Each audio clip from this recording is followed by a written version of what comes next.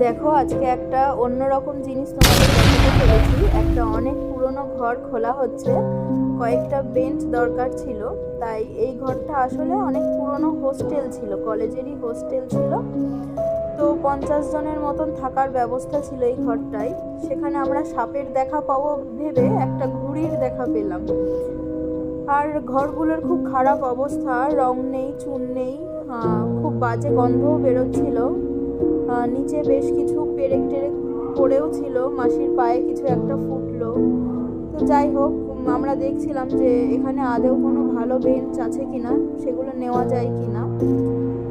তো আমি তাদের পিছু পিছু চলে গেছিলাম, যেহেতু পুরনো ঘরের প্রতি আমার খুব আগ্রহ যে সেখান থেকে কিছু বেরোয় কিনা, ঘরটা কীরকম আছে সেটা দেখতে কেমন লাগে সেই দেখতে ভিডিও করতে আমিও চলে গেছিলাম। গিয়ে দেখলাম যে সমস্তই ভগ্নাবশেষ হয়ে রয়েছে। এখান থেকে কোনো বেঞ্চই নেওয়া যাবে না, বা নিলেও সেটাতে আর বসার মতন অবস্থা নেই।